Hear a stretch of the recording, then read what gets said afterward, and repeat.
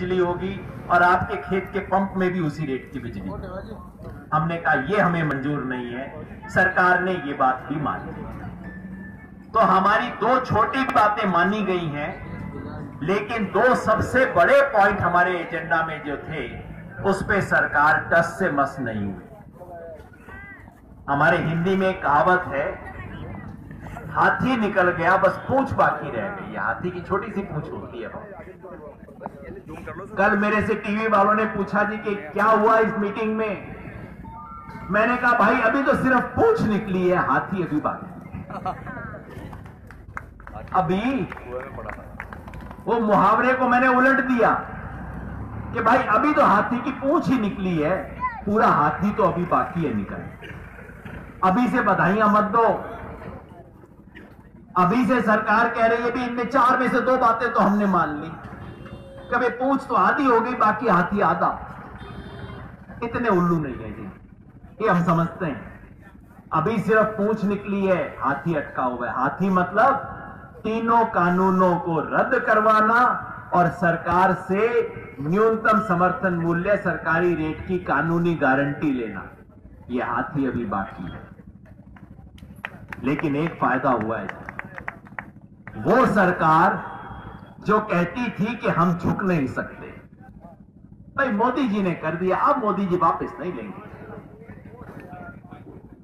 वो जो हेकड़ी थी, वो जो अहंकार था, वो जो जिद थी, वो टूटनी शुरू हो गई।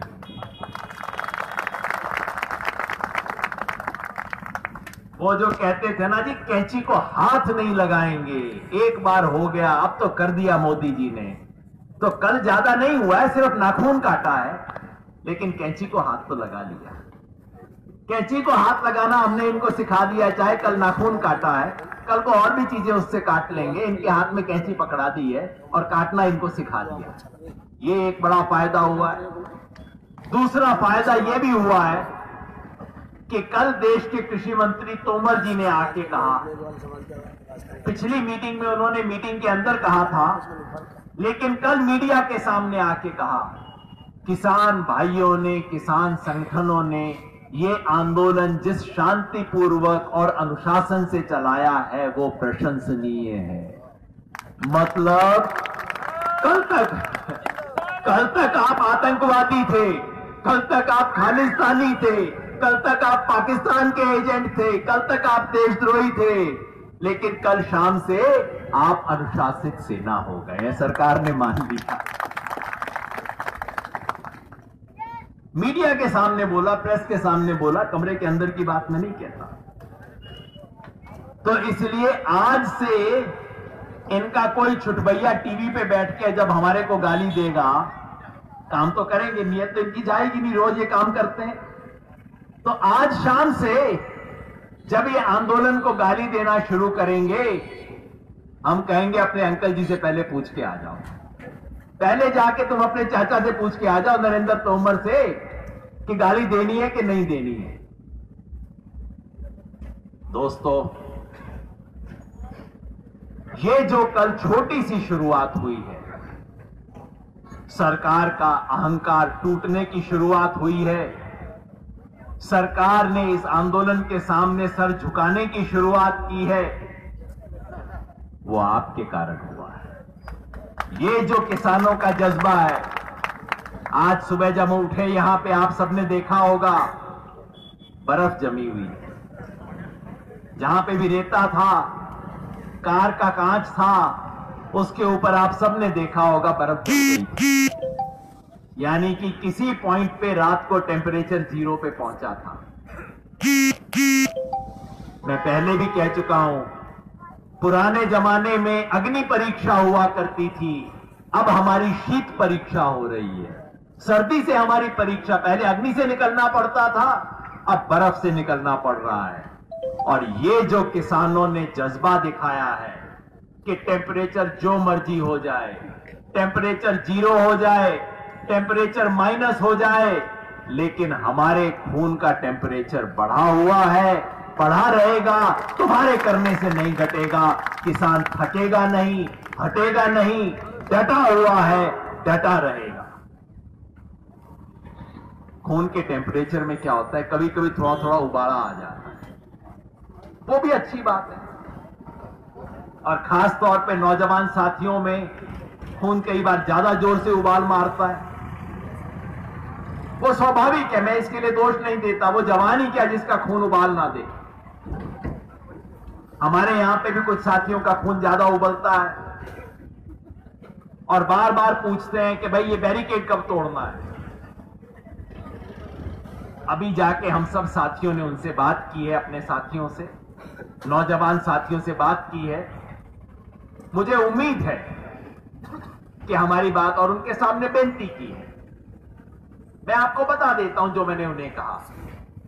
मैंने कहा भाई हम एक ऐतिहासिक लड़ाई में, ये लड़ाई सिर्फ ये 3 कानून तय नहीं करेगी, इस लड़ाई की हार या जीत ये तय करेगी कि अगले 25-30 साल तक इस देश में किसान की औकात कितनी है, ये तय होगा।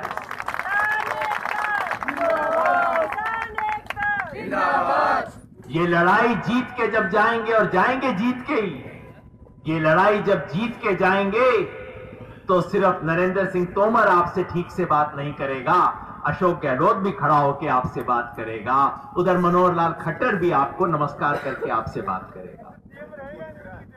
वो भाई साहब कह रहे हैं वो तो सीएम ही ना रहेगा हरियाणा वाला, तो उधर जाएगी उसकी का। मैं तो कहता हूं जी अगले 20-25 साल तक इस देश में किसान की औकात, उसका वजन, उसका सम्मान कितना होगा, ये इस आंदोलन से तय होगा। इसलिए मैंने अपने नौजवान साथियों से अपील की है कि भाई कोई भूल चूक ना हो जाए। सरकार सिर्फ आपकी भूल चूक का इंतजार कर रही है, उसको और कुछ नहीं। उसने सब काम करके देख लिया, आंदोलन को तोड़ने की कोशिश की, टूटे नहीं, बहलाने की कोशिश की, टरकाने की कोशिश की, नहीं हुआ, बदनाम करने की कोशिश हुई, नहीं चली। अब वो इंतजार कर रहे हैं कि आप अपने ही गोल के अंदर कहीं गोल कर दो, सेल्फ गोल जिसको फुटबॉल में बोलते हैं। कभी कभी गलती से अपने पांव से मेरे वाले गोल में ही गोल चला जाता है। अब सरकार इसका इंतजार कर रही है कि कहीं गलती से यही खुद अपना गोल कर दे। सरकार से तो गोल हो नहीं रहा और उस तरफ गोल दनादन पड़ते जा रहे हैं, तो सरकार सोच रही है कहीं गलती से यही कर दें। एक चूक का इंतजार कर रही है सरकार। मैंने अपने नौजवान साथियों से विनती की है, ऐसा कुछ ना करें। हम बहुत समझदार हैं, सिर्फ जोश ही नहीं है, मैं जानता हूं ये भी आंदोलन के प्रति उतना ही कमिटेड हैं जितना कि हम सब लोग। ये आंदोलन सबका आंदोलन है। मैंने सिर्फ विनती की कि इस आंदोलन के आपने सेनापति बना रखे हैं, हो सकता है वो निकम्मे हों। अगर मेरे जैसे लोग निकम्मे हैं, आप 2 महीने बाद कान पकड़ के बैठा देना। लेकिन किसी भी लड़ाई में फैसला सेनापति को लेना होता है। हो सकता है सेनापति कमजोर हो, सिपाही बहादुर हो, लेकिन सेनापति के पास वो सूचना होती है जो सिपाही के पास मोर्चे पे बैठे हुए नहीं है। सेनापति को पता है कि कहां से एयरफोर्स आ रही है, उसको पता है कि पानी की पनडुब्बी किधर से आ रही है, उसको पता है इंटेलिजेंस की इंफॉर्मेशन क्या है, उसको पता है कि सैटेलाइट की पिक्चर क्या आ रही है। इसी तरह इस आंदोलन में हम 3-3 मोर्चों पे एक साथ लड़ रहे हैं। एक तो सड़क का मोर्चा है जो 6 तरफ से हमने डाल रखा है, दूसरा हवाई मामला है यानी कि मीडिया, प्रचार, जनता के अंदर छवि, और तीसरा सुप्रीम कोर्ट और कानूनी मोर्चा। तीनों मोर्चों पे लड़ाई हो रही है और आपके सेनापतियों को तीनों मोर्चों को एक साथ संभालना है। जो तीनों मोर्चे एक साथ संभालेगा उसको आप जिम्मेवारी दो, वो बताएगा कौन सा बैरिकेड कब तोड़ना है, कहां कब आगे बढ़ना है, वहां से फैसला होगा। अगर किसी मोर्चे पे बैठा हुआ जवान जिसको एयरफोर्स की इंफॉर्मेशन नहीं है वो फैसला कर दे कि मैं आगे बढ़ूंगा, उसका भी नुकसान होगा, फौज का भी नुकसान होगा, देश का भी नुकसान। इसलिए मैंने आपके सबके माध्यम से अपील करना चाहता हूं, फिर हाथ जोड़ के अपील करना चाहता हूं, ये मेरे नौजवान साथी आदर्शवादी, ये किसी झंडे के तले नहीं आए। इन साथियों ने परसों आग्रह किया था कि मंच को वहां मत रखो, वहां कई संगठनों के झंडे लगे हुए हैं, बस यहां सिर्फ संयुक्त किसान मोर्चा का बैनर होगा और सिर्फ तिरंगा होगा। मेरे नौजवान साथियों ने एक दिन कहा, अगले दिन से लागू हो गई। और मुझे फक्र है मुझे खुशी है, मुझे गर्व है हमारे साथियों पे कि उन्होंने सिर्फ तिरंगे की मांग की। इनमें से किसी ने नहीं कहा मेरा झंडा लगा दो, मेरा नाम लगा दो। कहा तिरंगा लगाओ और सिर्फ संयुक्त किसान मोर्चा का नाम होगा, किसी और का नाम नहीं। लड़ेंगे, जीतेंगे, लड़ेंगे, जीतेंगे। कौन बनाता हिंदुस्तान? भारत का मजदूर किसान। साथियों, हमारे बीच पूरी भिवानी बार एसोसिएशन के तमाम वकील साहिबान आए हैं, अपने साथ नैतिक समर्थन भी लाए हैं, वकील है तो कानूनी समर्थन भी लाए हैं और अपनी तरफ से आपके लिए कुछ भेंट सौगात भी लाए हैं। ये मोदी जी वाली सौगात नहीं है, सचमुच की है, लेके आए हैं। आप सबका बहुत बहुत स्वागत है। कल हमारे पास राजस्थान यूनिवर्सिटी के अध्यापक लोग आए थे। इसी तरह से एक सच्चा बड़ा आंदोलन वही है जिसमें पूरा समाज उसके साथ खड़ा होता है।